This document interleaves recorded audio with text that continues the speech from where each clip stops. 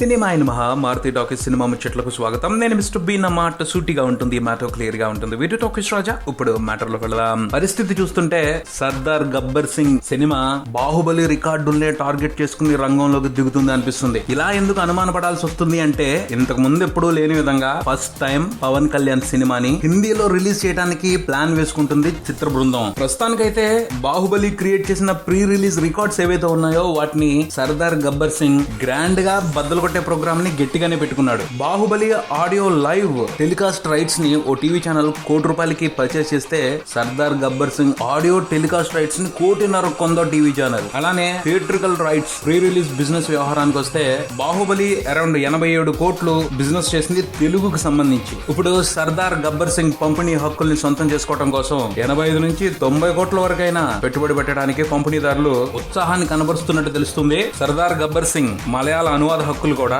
బాహుబలి కంటే highest rate కే sale అయినట్టు information ఉంది. అలానే ఆడియో రైట్స్, శాటిలైట్ రైట్స్ కి సంబంధించి కూడా సర్దార్ గబ్బర్ సింగ్ బాహుబలితోనే పోటీ పడుతున్నాడు. ఇక్కడ పవర్ స్టార్ పవన్ కళ్యాణ్ కాబట్టి తెలుగు వరకు సినిమా చక్కగా ఉంటే ఏ రేంజ్ రికార్డ్స్ నైనా లైన్ లో నుంచో పెట్టేయచ్చు. కానీ సర్దార్ గబ్బర్ సింగ్ తో పవన్ హిందీలో కూడా తన అదృష్టాన్ని పరీక్షించుకునే అవకాశం తీసుకుంటున్నాడు. హీరోస్ ఇంటర్నేషనల్ సర్దార్ గబ్బర్ సింగ్ ని హిందీలో రిలీజ్ చేయడానికి గ్రాండ్ గా ప్లాన్ వేసుకుంటున్నట్టు తాజా సమాచారం. 800 థియేటర్ లో సర్దార్ గబ్బర్ సింగ్ ని రిలీజ్ చేయడానికి ఏర్పాట్లు చేస్తున్నారన్నది రిపోర్ట్. కేవలం ఈ రోజు ఉత్సాహం కారణంగానే సర్దార్ గబ్బర్ సింగ్ హిందీలోకి వెళ్తున్నాడని చెప్పుకోవడానికి లేదు. Cinema producer Pawan Kalyan friend Sharrath Marar north ఇండియనే. ఇంత పెద్ద ఎత్తున ఆయన నిర్మిస్తున్న సినిమాని తన సొంత భాషలో రిలీజ్ చేసుకోవాలి అన్న ఆసక్తి ఆయనకు ఉండటాన్ని కొట్టిపారేయలేం. ఆ ఇంట్రెస్ట్ కారణంగా కూడా ఈ సినిమా హిందీలోకి వెళ్తుంది అనుకోవచ్చు. ఆ పైన సర్దార్ గబ్బర్ సింగ్ సినిమాలో కనిపిస్తున్న వాతావరణం, ఆ సెట్స్, అట్మాస్ఫియర్ అంతా కూడా నార్త్ ఇండియన్ స్టైల్లో కనబడుతుంది. అందుబాటులో ఉన్న ఇన్ఫర్మేషన్ ప్రకారం ఈసారి సర్దార్ గబ్బర్ సింగ్ ఓ నార్త్ ఇండియన్ విలేజ్ ని ఉద్ధరించే ప్రోగ్రామే పెట్టుకున్నట్టు